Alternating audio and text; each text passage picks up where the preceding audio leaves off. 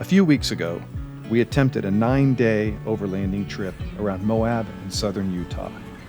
But as you saw, that trip didn't at all go as planned. But now we're back in Utah to see most of the areas that we missed before. We're out on BLM land south of Canyonlands National Park.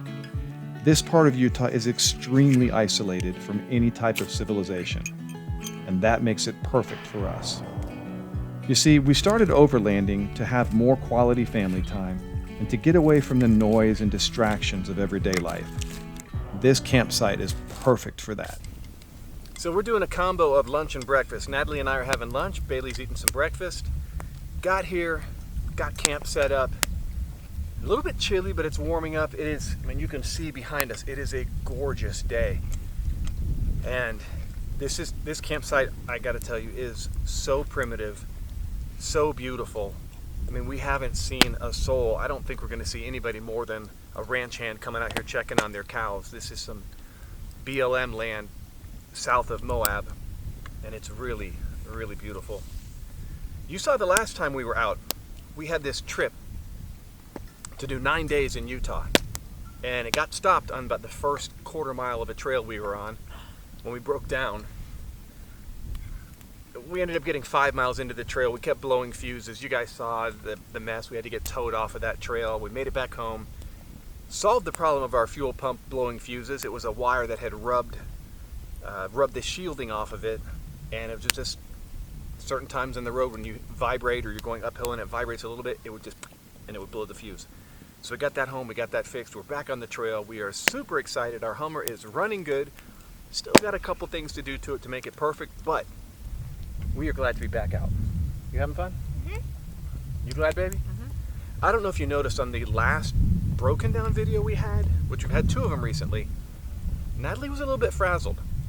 She was a bit nervous to go on this trip because it's like, wow, we haven't had the best of luck lately, but now we're just relaxing. Can you relax yet? Yeah, I can relax. Oh, and by the way, Natalie and I are celebrating our 17-year anniversary today. 17 years, baby. Yeah.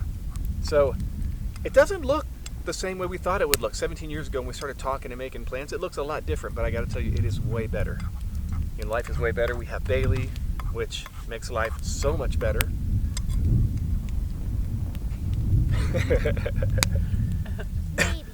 So, happy anniversary, baby. Love you. Love you too. Thank you for an amazing 17 years. Looking forward to 117 years more.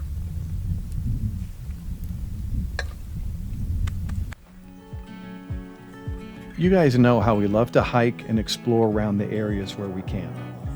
This site offered miles of trails and some great rock outcroppings. This type of exploring is great for an 8-year-old girl who is always seeking adventure.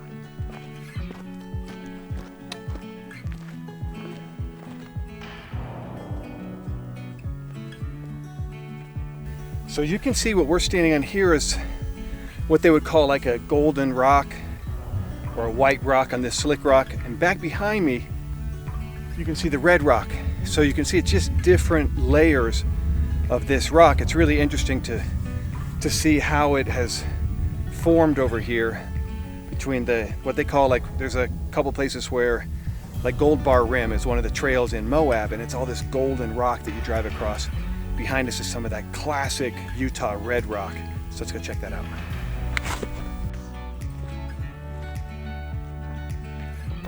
So this section here, we're gonna look at some of these plants. I mean, these are some of the toughest plants in the world because we're up at pretty good altitude here.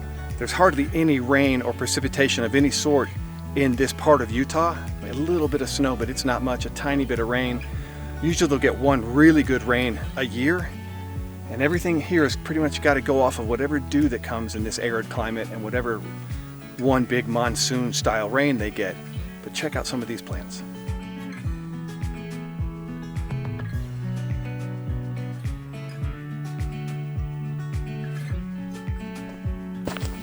So this shrub right here, it looks, small and delicate. I would guess that in this environment, that's at least the 30-year-old shrub, and it's only not even 2 feet tall. And it is like seriously stiff. It is not gentle to touch at all.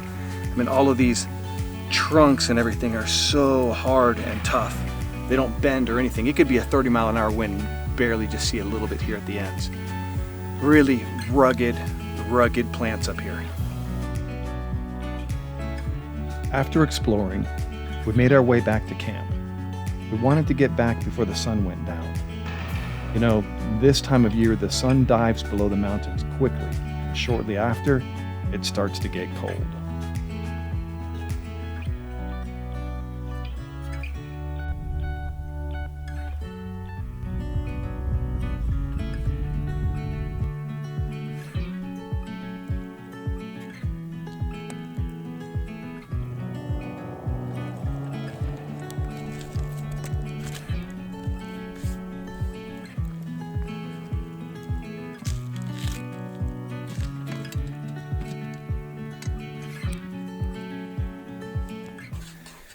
So tonight, in order to stay warm, we got the fire going and we're making chili on the Dutch oven on the fire. And then Natalie's making some Navajo flatbread, which we've done this before. It's like my favorite kind of bread tortilla thing. You'll kind of see what it looks like. And check it out. We got lights under our awning. Are you loving that? I am. They're great. It was Natalie's idea. We kind of got to the point where we had these lanterns and things hanging here, and I kept knocking my head on them. So we thought, all right, we got to figure something out. And these are Luminoodles. We'll leave a link in the description if you want to check them out.